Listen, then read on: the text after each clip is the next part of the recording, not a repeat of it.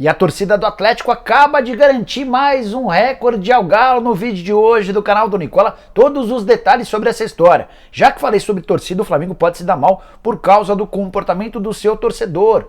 Bora falar também sobre André Sanches, de volta aos bastidores do Corinthians com participações bem importantes. Vou falar ainda sobre Gabriel Xavier, jogador que já passou pelo Cruzeiro, pela Portuguesa e que pode voltar ao futebol brasileiro. Tem informações sobre o Grêmio, São Paulo, Vasco, entre outras informações super importantes, tudo isso a partir de agora. Você não perde por esperar, deixa eu só me apresentar antes, sou o Jorge Nicola e criei esse canal no YouTube para mais de 1 milhão de inscritos para deixar todos vocês super bem informados sobre as coisas do futebol. Esquece de deixar like, de se inscrever no canal, ativa as notificações, assim você é avisado toda vez que tiver vídeo novo ou o programa do Nicola dessa quarta começa às 7 da noite. Eu não me responsabilizo pelo meu comportamento, até porque no mesmo horário do programa vai ter jogo da Portuguesa, jogo decisivo que vale vaga na final da Copa Paulista. Bom, bora começar o vídeo falando sobre o Shakhtar Donetsk, que perdeu na tarde dessa quarta-feira para o Real Madrid, jogo em Madrid. A curiosidade é que o Shakhtar teve 7 atletas brasileiros atuando como titulares.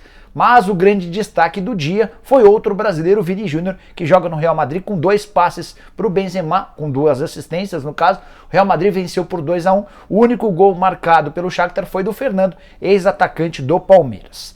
Bora falar que o governo gaúcho decidiu elevar para 50% a capacidade dos estádios no Rio Grande do Sul. Até então, o máximo permitido era de 30% do público. Com essa nova autorização, o Clássico Grenal pode contar com até 25 mil torcedores. E serão apenas torcedores do Internacional. Isso porque nessa quarta-feira, em instantes, o presidente do STJD decidiu que enquanto não houver um julgamento para analisar o comportamento dos invasores do Grêmio na partida contra o Palmeiras, o Grêmio não poderá ter torcida como visitante e nem nos jogos em casa. Nas partidas na arena do Grêmio, portões fechados, nas partidas como visitante, sem a presença de torcedores tricolores. Seguindo com o giro de notícias, contar que o Vasco conseguiu um desconto de 138 milhões de reais no acordo com a Procuradoria-Geral da Fazenda para o pagamento de dívidas tributárias. Esse acordo já havia sido anunciado, mas nessa quarta-feira o Vasco deu todas as explicações a respeito desse acordo. A dívida era de 276 milhões de reais com 50% de abatimento. O Vasco vai pagar cerca de 138 milhões num prazo que varia de 5 a 10 anos. Essa variação se dá de acordo com as dívidas que o Vasco tem. Bom, antes de encerrar o giro, contar que o São Paulo deve ter time quase completo para o confronto contra o Bahia. São Paulo parte para um momento bem difícil na tabela de jogos do Brasileiro. Domingo contra o Bahia em Salvador. Na sequência, o Fortaleza fora de casa. E o Rogério Ceni vai ter à disposição o Rodrigo Nestor e Caleri de volta. Nestor, que era titular absoluto até se machucar. O Nestor vinha se recuperando de um entorse no tornozelo, enquanto o Caleri, que é o artilheiro do time desde que foi contratado, se recuperava de um problema na coxa. Ele tinha um edema na coxa, para ser mais preciso. E pela primeira vez o Rogério Ceni vai ter à disposição, desde que chegou ao Morumbi, o Caleri, o Rigoni e o Luciano juntos. A única baixa importante até esse momento é do Luan, que segue com um problema na coxa. Provável São Paulo para o confronto de domingo. Thiago Volpi no gol, Orejuela na lateral direita e Reinaldo na esquerda. Arboleda e Miranda formando a dupla de zaga. Meio campo com Lisieiro, Igor Gomes, Sara e Luciano. Na frente, Rigoni e Caleri. Time bem ofensivo, gostei dessa formação. Vamos ver como é que o São Paulo se comporta em campo.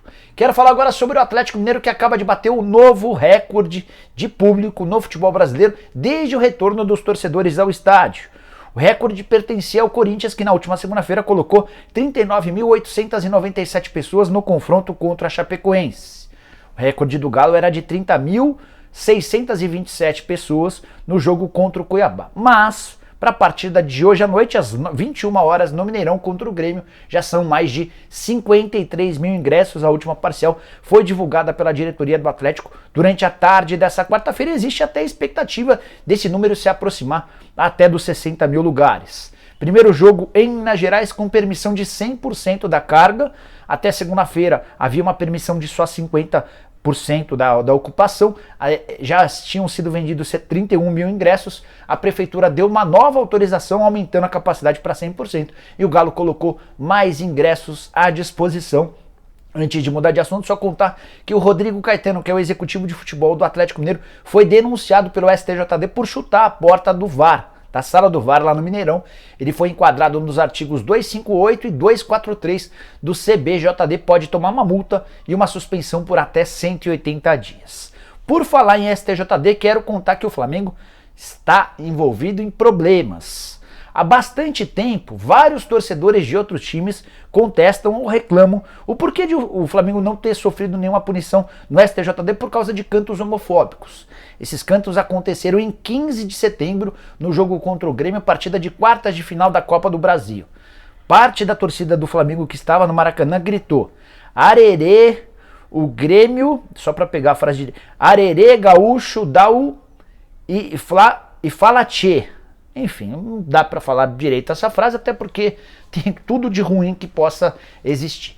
Ninguém havia denunciado, nem o árbitro, nem o quarto árbitro, ninguém da própria partida. Mas um coletivo de torcidas canarinhas do grupo LGBTQ apresentou imagens ao STJD mostrando esse canto homofóbico de torcedores do Flamengo.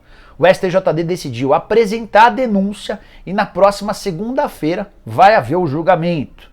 O Flamengo pode ser enquadrado no artigo 243G do CBJD, que diz praticar ato discriminatório, desdenhoso ou ultrajante relacionando o preconceito em razão de cor, origem étnica, raça, sexo, idade, condição de pessoa idosa ou portadora de deficiência. Você deve estar se perguntando quais as possíveis punições. Multa de R$100 a R$100 mil, além de suspensão de 120 a 360 dias. Meio vago, né? Imaginar uma suspensão para o Flamengo. Ele vai ficar impedido de disputar competições? Enfim, quero entender melhor como é que vai funcionar daqui em diante. Antes de mudar de assunto, só contar que no Flamengo está causando a maior polêmica a venda de ingressos para a partida final da Libertadores. Em menos de um dia, o Flamengo acabou com 5.500 ingressos disponíveis. E muito torcedor rubro-negro que se sentia em condições de participar dessa compra de ingressos estava no site e nem conseguiu concorrer pela compra desses ingressos. É importante contar que até uma das torcidas organizadas do Flamengo exigiu, a raça rubro-negra no caso, cobrou explicações.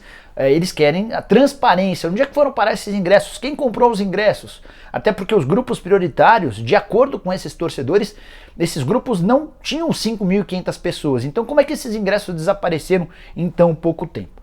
A justificativa do Flamengo é meio ambígua, não é muito firme, e o Flamengo alega que 50% toda a carga que ele tinha já foi vendida, mas que em breve o Flamengo vai receber mais cerca de 3 mil ingressos e vai colocar à disposição do seu torcedor. Bom, bora falar sobre o Corinthians e contar que a renovação de contrato de Gabriel Pereira teve tudo a ver com André Sanches.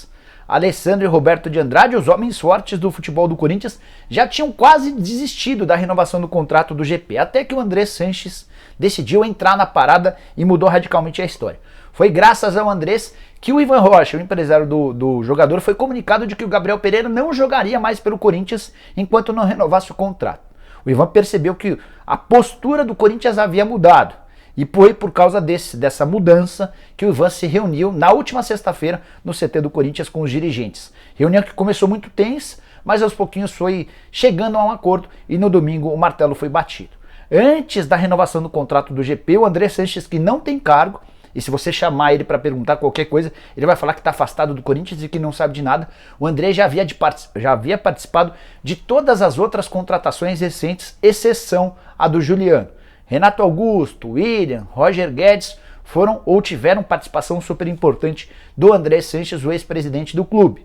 Isso demonstra que o Roberto de Andrade e o Alessandro, que tem muito moral com o Duílio, não conseguem mostrar tanto serviço internamente. Bom, bora falar sobre o Cruzeiro. Que fase é do Cruzeiro, hein? Muito ameaçado de rebaixamento, sequência super difícil, e o clube ainda pode não ter Eduardo Brock, o zagueiro, além dos atacantes Rafael Sobis e Bruno José para a partida da próxima sexta-feira, jogo contra o Londrina em Londrina. O Londrina é adversário direto na luta contra o rebaixamento, é o primeiro time no Z4, 2 pontos atrás do Cruzeiro.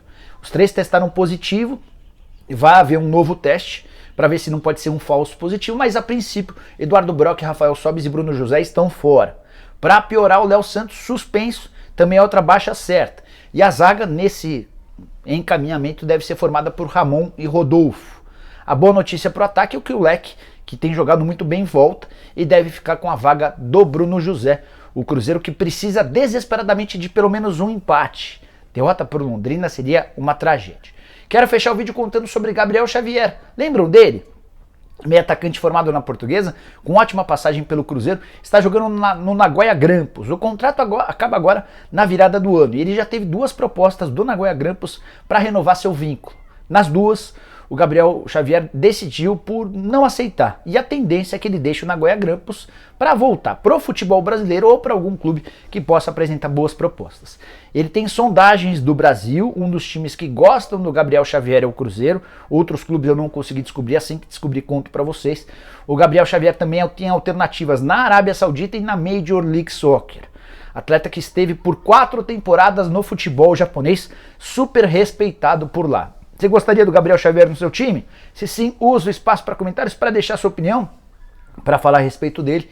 Quem sabe o dirigente do seu clube acabe não sendo informado dessa notícia e possa iniciar negociações. Bom, pessoal, daqui a pouquinho às 7 da noite a gente se encontra ao vivo no programa do Nicola. Aguardo por vocês. Fechado? Abraço, tchau, tchau.